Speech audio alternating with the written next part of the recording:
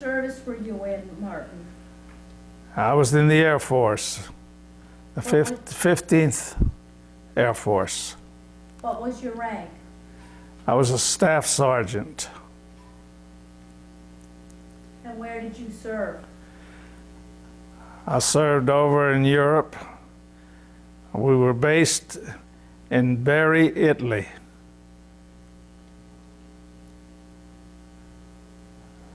Martin, were you drafted or did you enlist?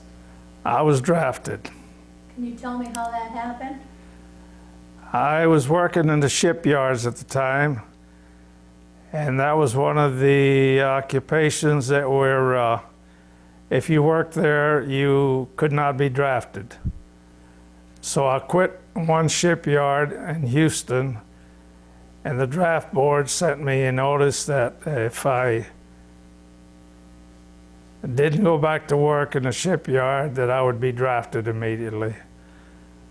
So at the time I was young, so I went to Los Angeles, California, and worked at a shipyard there for 2 or 3 weeks. And I quit there, and a few days later I got my notice to report for duty. And I was inducted in San Antonio. How did you end up in the Air Corps? Did you choose that or did they choose? No, I went to, from San Antonio, they sent me to Miami Beach for a boot camp. And at that time, there we took a bunch of tests because of the, I guess they call it the IQ or whatever it is. They wanted me to go to, I forget the name of the place, up here on the East Coast somewhere, to go to officers' school. And I told them I didn't want to, and they gave me a choice there. I believe it was West Point they wanted you to. Right, that is correct. So when you said you didn't want to go there, where did you go?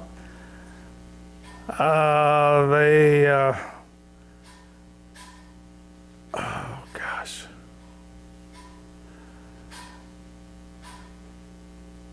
I think it was Drew Field, Florida.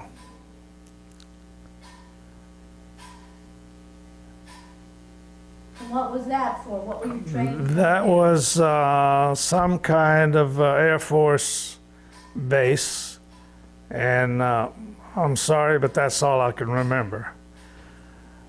But after that, they sent me to many schools. One of them was, remember, Wichita, Kansas. They sent me to Ypsilanti, Michigan to train on B-24s. From there, I went to Davis Mountain Field in Tucson, Arizona. Some more training on B-24s. From there, as well as I remember, they sent me to Tyndall Field, Florida, and that's where I took my training on machine guns. Now, when you say they were training you on B-24s, what were they training you to do? Well, when I went to Ypsilanti, Michigan, that used to be a Ford factory school, and they turned it into a B-24 where they were building the B-24s. And I learned the mechanical parts of B-24 to repair anything really mechanically on the airplane. And when I went to Tucson, Arizona, once again that was training on B-24s. To learn all about the mechanical parts of it and the how to repair anything that went wrong. Did And you have any prior experience in mechanics before you went into the service? no, I didn't. When I was drafted, I used to work at a shipyard, and I was a burner and a welder at the shipyard. So you So went from ships to airplanes. that's right. After your training in Florida, where did you go?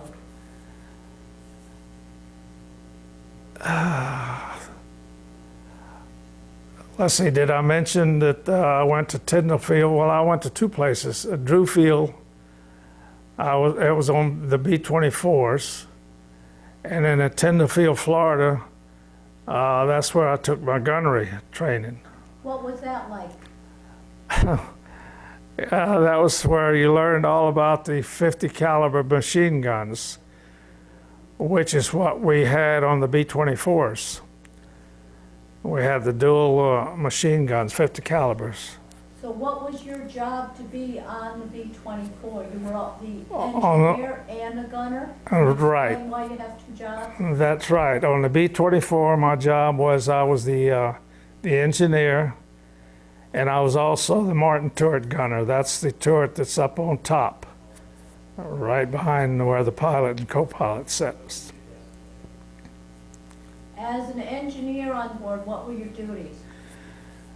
My duties were anything that went wrong with the airplane mechanically, I was supposed to be able to fix. And that So- was in flight or on the ground? In flight or on the ground.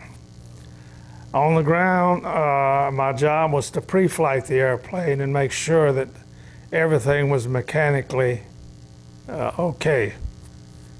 In the air, if anything went wrong, if it could possibly be fixed, that was my job. And you were also trained as the turret gunner. What were your responsibilities as a turret gunner? When we took off and we went up over enemy territory, my job was to get up into the Martin turret, which is one that's on top on a B-24, and I mounted those machine guns. So during the flight, you're actually the machine gunner and the engineer, so you're supposed to be shooting your guns and fixing the aircraft? That is correct. So you were a busy guy. I was usually very busy. Now, after all your training in the United States, where did you go and when did you form up with the crew that you would stay with through the war?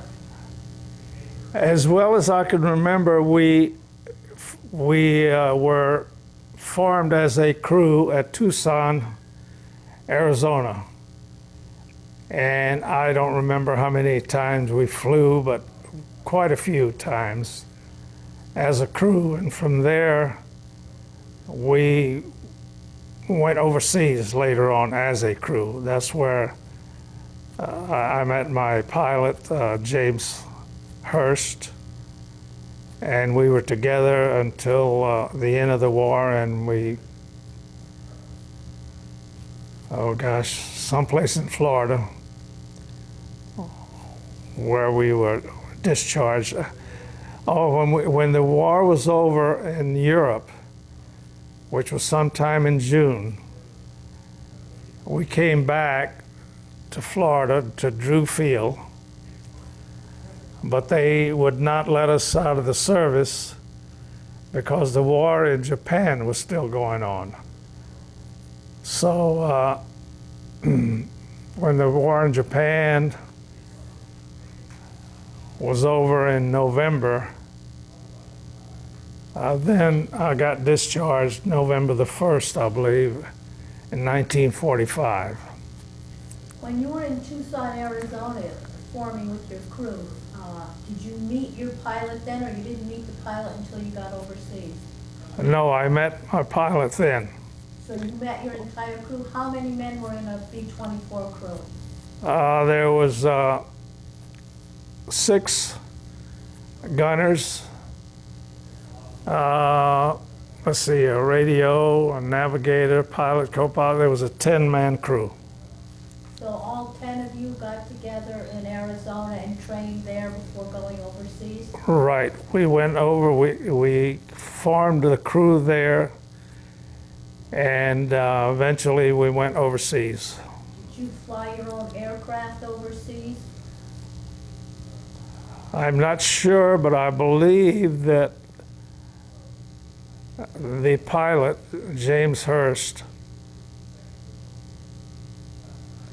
I believe that he flew his own airplane over there, and he's told me, in different stories, that he knew somebody. Anyway, he flew an airplane over there that was practically new. And where, and you met up in Europe, in Italy? In Italy, right. And then we were together there all during the missions that we flew. Do you remember what year it was you went overseas? I am pretty sure I have it in my diary, but I'm pretty sure it was early '44. Okay. I'd like to note that there is a diary and a couple photographs attached to this record. Martin kept a detailed diary of all the missions that he flew. Martin, how many missions did you fly? I flew every one that James P. Hurst flew. We were together on every one of them. I believe my son was just telling me I have a little diary that I flew 20 missions. And I understand that's 20 official missions, but that there were other missions that were not Yes. official. Whenever we went on a mission, if something happened that it was too cloudy, we couldn't see the target. Anyway, if we didn't drop the bombs, we didn't get credit for a mission. So we did fly. We went on, on more than 20 flights, but only got credit for 20. Can you tell me about a couple of the missions you flew on? What kinds of bombing runs would you do, and where would you go? Well, we only hit railroad yards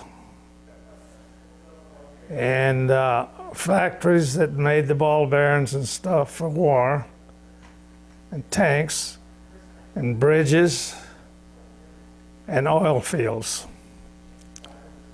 We never hit any civilian cities or anything like that. It was all the bridges, and like I mentioned. And you flew all of your missions out of Italy? We flew all of them out of Italy, same place. Do you recall any of your missions? Yeah, a few of them. Let's start, I know that there's one mission where your plane lost 2 engines. Can you tell me about that mission? I can't remember which mission that was. I would have to look at that little book. But I can remember it was a scary one. And what happened on that mission?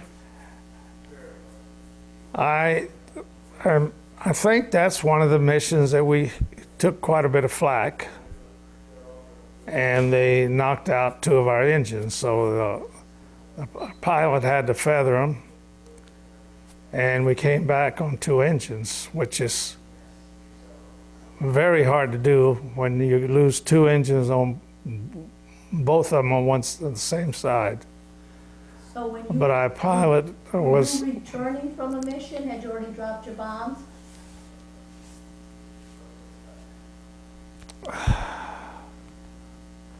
we must have been, yeah, I'm pretty sure we were returning from a mission, because that's when we got hit by flak. And I don't believe that they, I'm not sure, but I don't believe that they was let us come back and land with a load of bombs. Well, when you lost both your engines, what did you do? Because you were flying in formation at that point.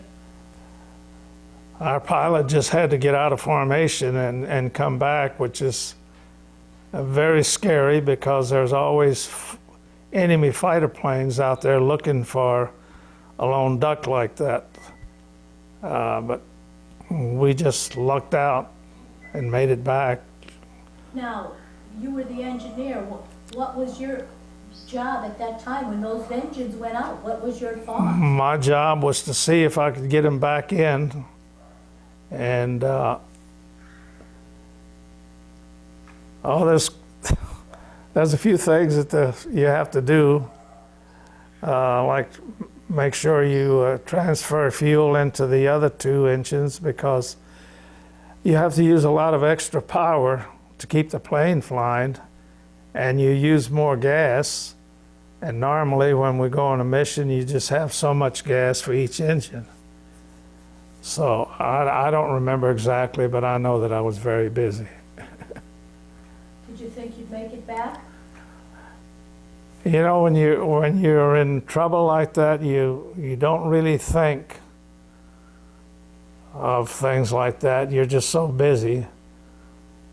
As well as I can remember, you're not even scared until after, and then you get scared. You shake all over.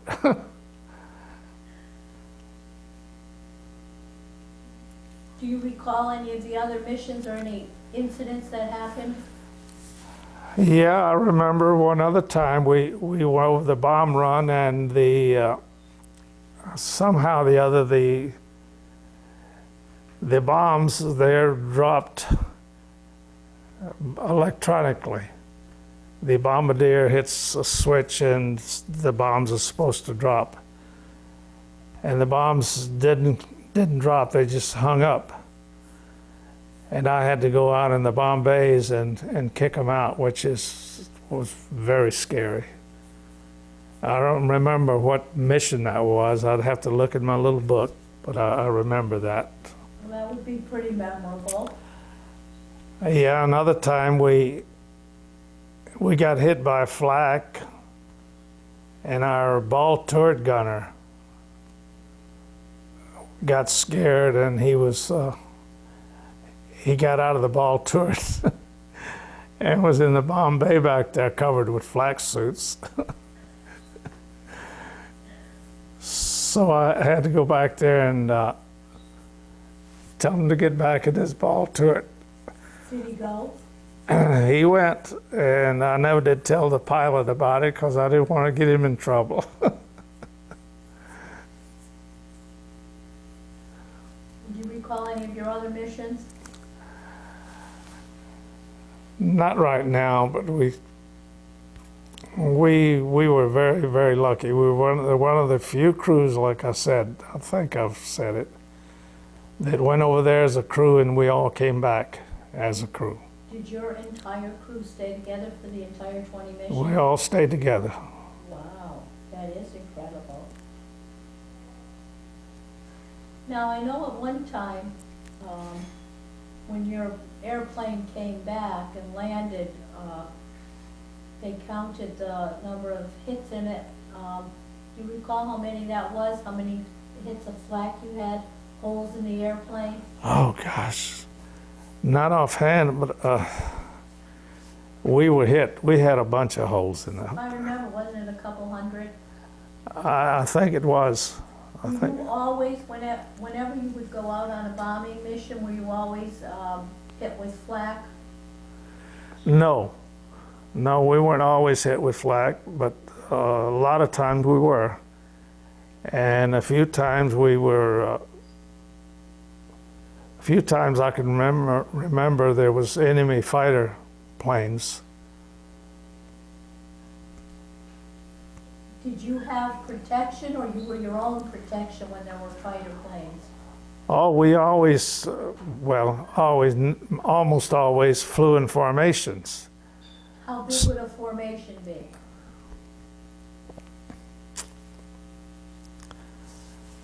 I don't Are you remember. talking like 10 airplanes or 100? Oh, no, I'm talking about, in the 20s. But when we were in formation, we flew pretty close to each other. And the fighter planes usually would not attack us because we all had, let's see, there's 2, 4, 6, 8, 10. I think about 10 50 caliber machine guns to every B-24. So you, well, even if you only got, say, 12 planes, you got a lot of machine guns. Do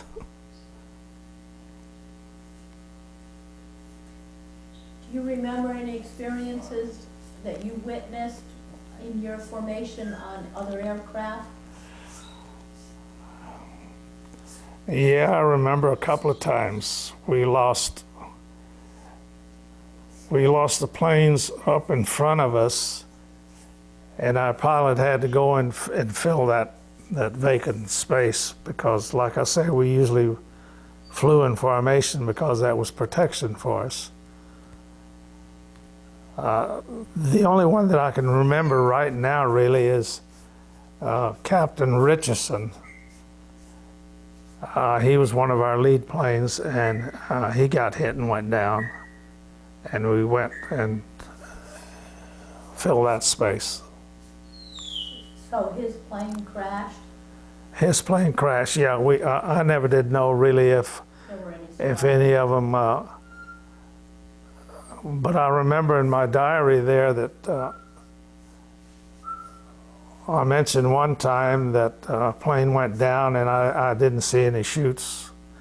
Another time I counted a certain number of chutes, but right now I can't remember. I'd have to look at my diary. When you would go on a bombing mission, what would a typical bombing mission be like? What time would you get up? How long would the mission last? Oh, wow. Well, we would get up real early because we all had to go to a briefing. And they would tell us what we were going to hit and what to expect in the way of flak.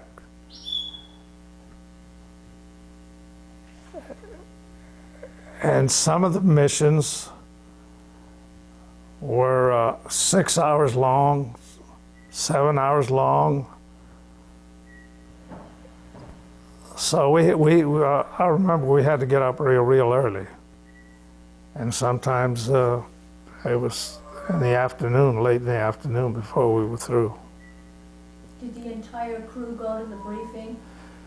The entire crew went to the briefing, but the officers went to a different briefing than the enlisted men. But we all went to the briefing. Now, when you were up in the bomber, the B-24, what was it like being in there? I understand that you didn't have the kind of accommodations today's airplanes have. What was it like to fly in B-24? We didn't have any accommodations that I can think of right now.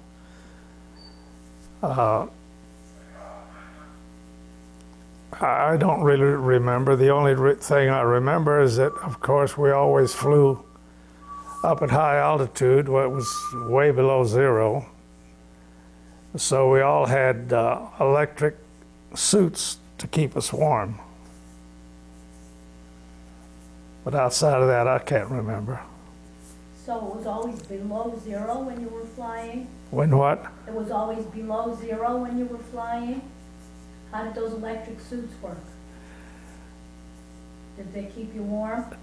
They kept us fairly warm. I mean, to where you could go ahead and do your job. Were you awarded any medals or citations?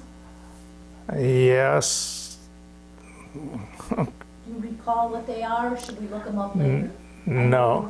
I know your son. No, in fact, I still right now don't know what they're for, but James, my pilot, he told my son what they are and he wrote them down. But yeah, we got a few citations, but no Purple Hearts, which I'm happy about. That usually means you were wounded. Right. All right, now I'm going to ask you some questions about daily life. How did you stay in touch with your family when you were overseas? Because I understand that you were the only married man on the crew, is that right? That is correct. And how old were you? I was 22. And understand that you were the oldest member of the crew? I was the oldest member of the crew.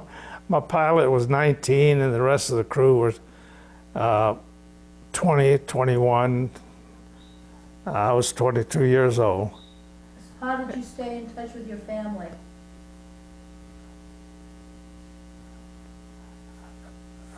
I think that, in fact, I'm sure that I could write to my wife. Of course, they were censored. And I think until the other day that I met with my pilot, I didn't know who censored him, and he told me that he was the one that had to censor my mail. And but I used to write my wife, and when we got mail call, everybody was all excited. Everybody wanted to get a letter. And in fact, that's the only time I've ever written letters. I never write to anybody, but I did write to my wife when I was overseas. What was the food like? The food was horrible. We had powdered eggs, and we had Spam. That's the only food that I can remember, and I know that till this day I could not stand Spam. And of course, we have no powdered eggs over here. Now, on the base that you stayed at in Italy, what did you live in? Did you have barracks, or did you sleep in tents? When we first got there, all we had was tents, and that was in the mud, because it was very, very muddy there. And then with the locals and ourselves, we started building out of, it was really mud, but it was real hard. Anyway, to make a long story short, we built little huts with brick and stuff like that up till about 5 or 6 feet, and then canvas on top. And in fact, we even had little stoves. So after we were there for a little while, it wasn't too bad, but at first it was terrible. So how were those huts? How many people would fit in them? Oh, we made it big enough to where the 6 enlisted men, we were all in one hut. So your crew was together? We were together all the time? All the time, yeah. We had a real good crew, very good crew. Were you close? You must have been closely bonded. We were very close, and we got along wonderful. Our pilots and co-pilot and everything were just wonderful people. Now, where did the officers stay, the pilot and the co-pilot?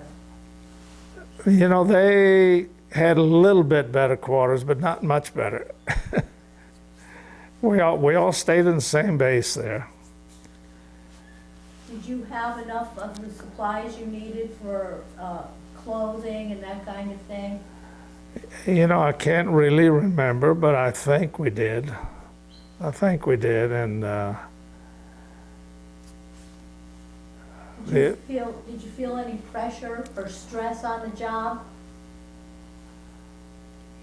you always feel pressure and stress on the job, because you know you're going to go out there and you're going to go over enemy territory. You're going to get shot at, and the fighter planes are going to try to get you. And but you try not to think about that.